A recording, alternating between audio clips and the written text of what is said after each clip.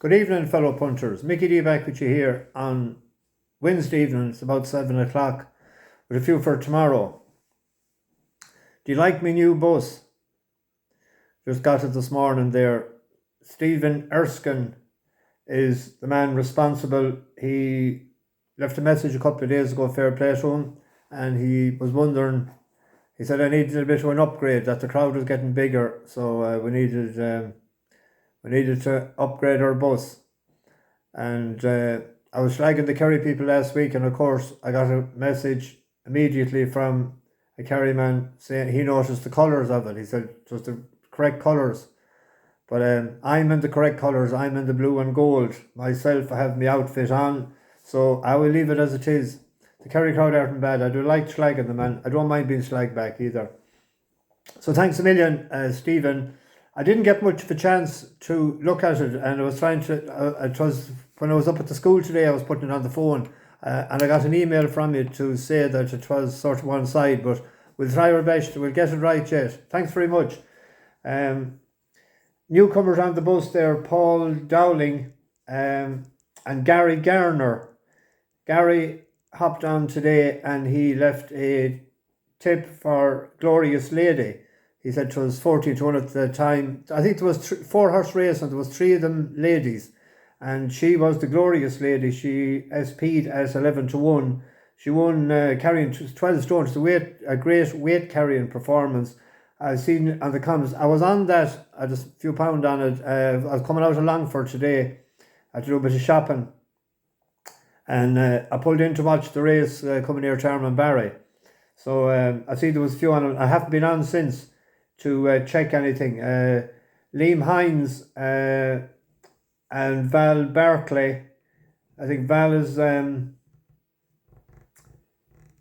what do you call my names are gone. The young lads that was going racing, the mother, they're off tomorrow, and Cratley is going with them as well.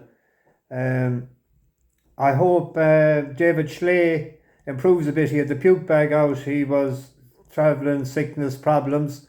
I think he's from Connemara, so a bit away in Ludlow for him. So he had a bit of travel sickness.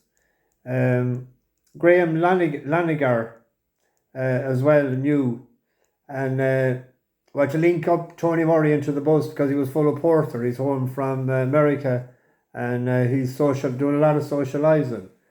So we had Creative Power finished 6th at 22 to 1. They were paying 6 places. I don't know what happened.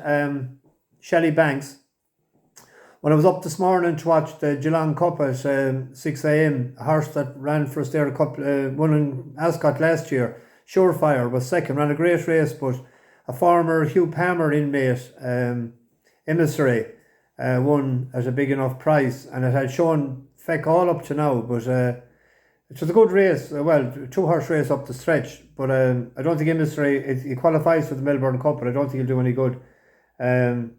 But just teaming rain out of the heavens, and I said that will suit Shelley Banks.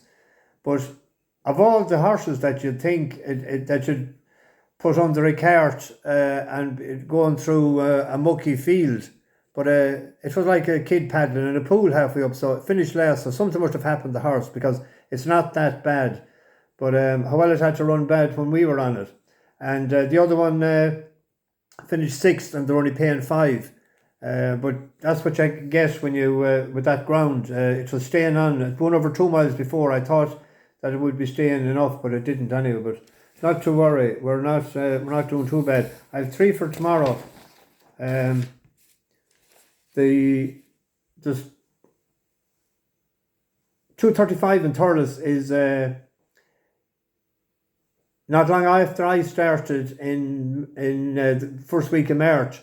On the 6th of March, King Ferdinand won in Huntington for us at 9 to 2, rated 94 in a handicap hurl. He was over in England that time with Tom Lacey, and he changed years. He's with Eugene O'Sullivan. He's only a 7-year-old. It was first time out there over fences to Final Orders, and Final Orders hosed up since. So it looks to be fairly decent for him, and young O'Sullivan takes the further £5 off. It was an on-runner I've seen a couple of times with good to yielding in the forecast ground. So if it runs, you'd imagine they'd be happy with it. It's a 3-to-1 shot, pint win on that. And then at the 4:55 at Thurles, Natural Look is running tomorrow. I chipped it up a couple of times when it was withdrawn in season, and then it was second to a gamble on Tony Mullen's horse. And we missed it the last day, that day that I was in Gordon Park. I never thought to put it up the night before. It's up £9, but there's a horse there that I thought might go better on the ground if it runs, even though it's out in Milan. Jungle Prose for Gordon Elliott. Jack Kennedy is up. It used to be with Nick Gifford in England, and it won a bumper in Warwick 2 years ago. But the first run the last time was over, it was 4th of 11 over 2.5 miles. The step up to 2.7 will be okay, I think. And it was rated 104 when it started handicapping first. It's rated 85 now, like that's £19 lower. And maybe a small reverse forecast with Natural Look. And then we're going to get one on the go in the 7:15 at Wolverhampton tomorrow night. It's a Class 3 6 furlong race. It's a decent race. There's 11 declared. It's 9-2 the field. Robert Cowell has a horse there, Dubai Station. It's 2 for 5 on the all-weather. And Ray Dawson takes over. Again, he rode it a couple of times, a couple of races back when it was third through when the dealing's done. This ran in a Group 1 race a couple of years ago against Batash. It was with Carol Burke. It was rated 104 at its peak. 108 actually at its peak. Yeah, it was, yeah. And it's only a 5-year-old. It's a 7-to-1 shot, pint each way. Now I have a bit of news for you as well. Tomorrow evening, hopefully, I'm going to be starting a weekly podcast,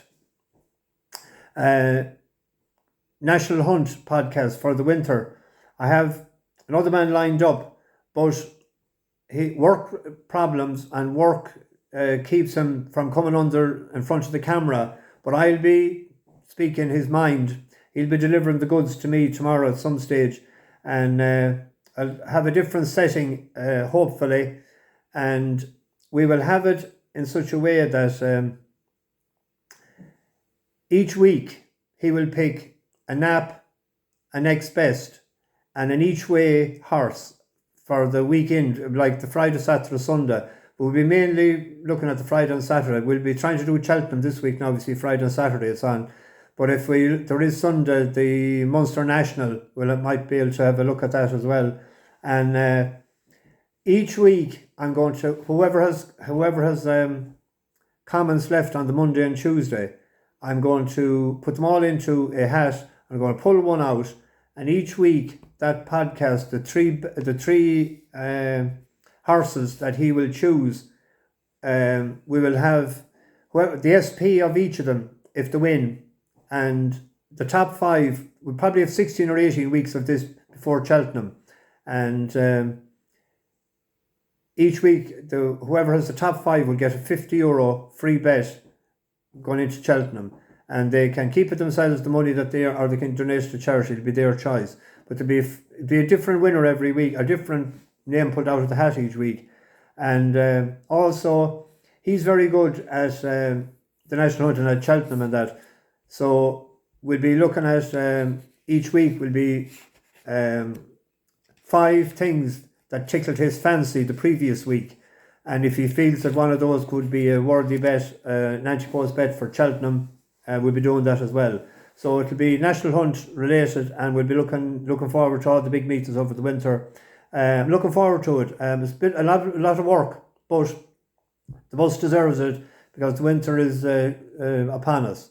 This is nearly 10 minutes. I'll explain more tomorrow evening and as I'm going through it, because I'm only half thinking of it right now, but I don't even know the name of it yet. But we'll work it. Bash the bookies, over and out.